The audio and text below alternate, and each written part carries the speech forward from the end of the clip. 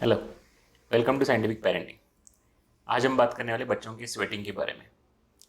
उनको पसीना क्यों आता है, या ये नॉर्मल है या फीवर की वजह से आता है, या कुछ और कंडीशन है जिसकी वजह से ये आ सकता है। सब पेरेंट्स को ये चिंता रहती है कि मेरा बेबी इतना क्यों स्वेट कर रहा है, उतना इतना पसीना क्यों आता है उसको। फ़ैन लगाओ तो भी पसीना आता है, एसी में भी पसीना आता है, विंटर में भी पसीना आता है। तो सबसे मेन इंपॉर्टेंट चीज़ आपको ये जाननी है कि ऑलमोस्ट 6 to 8 मंथ्स तक हर एक बेबी को ऑलमोस्ट हर एक बेबी को पसीना आता ही है। स्पेशली ये सर के पीछे और बैक साइड में ज़्यादा कॉमन रहता है। कुछ बच्चों को हाथ पे भी पसीना आ सकता है, कुछ बच्चों को पैर में भी पसीना आ सकता है। तो इम्पोर्टेंट चीज़ ये है कि ये नॉर्मल है, इसमें डरने की कोई बात नहीं है। अब इसके कारण क्या क्या हो सकते हैं कि बच्चों को क्यों पसीना आ सकता है, या आपको किन चीज़ों का ध्यान रखना है कि इसे नॉर्मल कहने से पहले आपको ये चीज़ें चेक करनी है। तो सबसे पहले ये देखना है आपको कि आपने बच्चे को ज़्यादा कवर तो नहीं कर दिया है। कुछ पेरेंट्स की आदत होती है कि, या कुछ ग्रैंड पेरेंट्स की आदत होती है कि बच्चे को ठंडी में वो कुछ ज़्यादा ही कवर कर देते हैं, या बाकी मौसम में भी वो बच्चों को बहुत ज़्यादा कवर करके रखते हैं। उनको ये लगता है कि बच्चे को ठंडी लग सकती है, वो फ़ैन नहीं लगाते, एसी नहीं लगाते, बिल्कुल घर में एकदम पूरा गर्म करके रख देते हैं। तो ये सबसे पहले चीज़ आपको चेक करनी है। बच्चों को फ़ैन आप लगा सकते हो, एसी भी लगा सकते हो, आपके उधर का वेदर कैसा है उसके हिसाब से।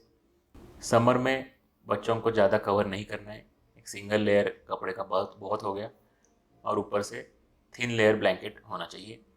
विंटर में सिंगल कॉटन का लेयर के कपड़े, फुल स्लीव्स फुल पैंट्स, उसके ऊपर एक बस स्वेटर और ब्लैंकेट, ये सोने के टाइम पे। बाकी टाइम पे नॉर्मल शर्ट और पैंट पहन के और स्वेटर पहनना तो भी काफ़ी है। जो थर्मल के शर्ट्स और पैंट्स आते हैं, या थर्मल वेयर जो आते हैं, उसको डायरेक्टली नहीं पहनना है। उसके नीचे एक कॉटन का कपड़ा होना चाहिए, कॉटन का शर्ट या पैंट, और उसके ऊपर ही थर्मल वेयर आना चाहिए। अगर आप डायरेक्टली थर्मल वेयर पहनोगे तो फिर उसके ऊपर कुछ भी मत पहनना। तो बहुत पेरेंट्स ये करते हैं कि थर्मल वेयर भी पहनाते, उसके ऊपर शर्ट पैंट भी पहनाते, और ऊपर से ब्लैंकेट भी डाल देते। ये बहुत ज़्यादा हो जाता है। थर्मल वेयर बहुत हीट प्रोड्यूस करता है, और उसके वजह से ज़्यादा पसीना आ सकता है बच्चों को। तो समर में और विंटर में ये दो चीज़ों का ध्यान रखना है। मानसून में जैसे आपके उधर का वेदर होगा उसके हिसाब से आप डिसाइड करना है। तो सबसे पहले चीज़, ज़्यादा कवर नहीं किया है ना, ये चेक करना है आपको। सेकेंड चीज़ आती है कि बच्चा बीमार तो नहीं है। एक तो बुखार में या सर्दी खांसी में भी बच्चों को ज़्यादा पसीना आ सकता है। तो अगर वो बीमार है तो सबसे पहले उसका इलाज कराइए, उसके बाद स्वेटिंग अपने आप कम हो जाएगा। बुखार में पसीना आना ये एक तरीके से अच्छा भी है, क्योंकि उससे बुखार उतरने में भी मदद होती है। और नॉर्मली सर्दी खांसी में भी बॉडी थोड़ी गर्म हो जाती है, तो उसकी वजह से भी ज़्यादा स्वेटिंग हो सकता है। तीसरा रीज़न जब बच्चे ज़्यादा स्वेट कर सकते हैं वो है, एक तो वो जब वो रो रहे हैं, या फिर ब्रेस्ट फीड कर रहे हैं, या फिर एकदम डीप स्लीप में है। ये तीनों टाइम पे भी उनको बहुत पसीना आता है। तो हमेशा ध्यान रखना है कि ब्रेस्ट फीडिंग हमेशा बच्चे को खुला करके पिलाना है, मतलब पूरा सब कपड़े निकाल नहीं देने। और अगर आपने ब्लैंकेट डाला है या उसको स्वेडल किया हुआ है, या बहुत ज़्यादा लेयर के कपड़े पहने हैं, तो वो सब निकाल के एक सिंगल लेयर में ही ब्रेस्ट फीडिंग करना है। स्वेडल किया है तो स्वेडल पूरा खोल के ब्रेस्ट फीडिंग करना है। पूरा बंधे हुए कंडीशन में कभी भी बच्चों को ब्रेस्ट फीड नहीं करना है, उसमें बहुत स्वेटिंग होता है। चौथा रीज़न है कि अगर एक तो रूम बहुत गर्म हो गया है, जैसे मैंने कहा कि बहुत से पेरेंट्स या ग्रैंड पेरेंट्स कहते हैं कि एसी नहीं लगाना चाहिए, फ़ैन नहीं लगाना चाहिए। ये एकदम गलत है। आप बच्चों को एसी या फ़ैन लगा सकते हो, बस इतना ध्यान रखना है कि फ़ैन की या एसी की जो हवा रहती है वो डायरेक्टली बेबी के ऊपर नहीं आना चाहिए। मतलब बेबी एसी के फ्लो के सामने नहीं रहना चाहिए, और डायरेक्टली फ़ैन के नीचे नहीं रहना चाहिए। थोड़ा दूर रख के आप उसको रख सकते हो, और विंडोज़ भी खुले रख सकते हो। ऐसा बिल्कुल ज़रूरी नहीं कि विंडोज़ बंद करके ही रखने हैं जहाँ पे बेबी सो रहा है। तो इसका भी ध्यान रखना। और पांचवा रीज़न ये होता है, ये बहुत रेयरली दिखता है, 100 में से 10 बच्चों को ही दिख सकता है, उससे भी कम, कि कुछ बच्चों को हार्ट कंडीशन होती है जिसमें हार्ट में छेद होता है। तो ऐसे कंडीशन में भी बच्चों को स्वेटिंग ज़्यादा होती है। तो ये एक वन ऑफ द सिम्टम है हार्ट कंडीशन का, कि जिसमें बच्चे रुक रुक के दूध पीते हैं, उनको बहुत दम लगता है और स्वेटिंग होता है।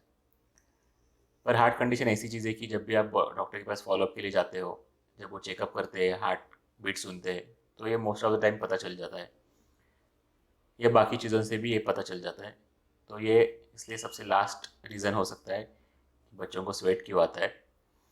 बाकी जो पहले की 4 रीज़न मैंने बताए वो सबसे कॉमन है, और सबसे मोस्ट इम्पोर्टेंट आपको तो ये ध्यान रखना है कि ये बहुत नॉर्मल चीज़ है। इवन बड़े बच्चों में भी, 1 साल के 2 साल के बच्चों में भी कुछ बच्चों को बहुत पसीना आता है, कुछ बच्चों का हाथ और पैर में पसीना आता है। ये सब चीज़ें नॉर्मल है। और एक चीज़ का ध्यान रखना है कि पसीना आ रहा है इसलिए पाउडर यूज़ करते हो, ये बिल्कुल गलत है।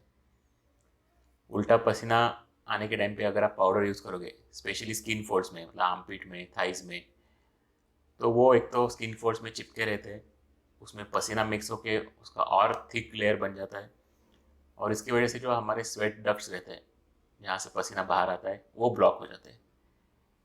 एक बार वो ब्लॉक हो गए तो फिर वहाँ पे रैशेस आना, बॉइल्स आना, ये चालू हो जाता है। क्योंकि अल्टीमेटली जो पसीना है वो पूरे बॉडी के टॉक्सिक केमिकल्स रहते हैं जो बाहर आते हैं, और उसको बाहर आना चाहिए। अगर वो बाहर आने की जगह ही ब्लॉक हो गई तो फिर वो रैशेज, बॉइल्स, फोड़िया आना, वो सब चालू हो जाता है। तो कभी भी पसीना कम करने के लिए पाउडर नहीं लगाना है। इनफैक्ट पाउडर तो यूज़ करना ही नहीं चाहिए, स्पेशली जहाँ पे पसीना ज़्यादा आता है उस एरिया में तो बिल्कुल भी नहीं, और आर्मपिट्स में भी या स्किन फोल्ड में भी बिल्कुल यूज़ नहीं करना है। बस यही था बच्चों के स्वेटिंग के बारे में। ये एकदम नेचुरल चीज़ है, इसमें डरने जैसा कुछ नहीं है। तो आज के वीडियो में इतना ही, मिलते हैं अगले वीडियो में।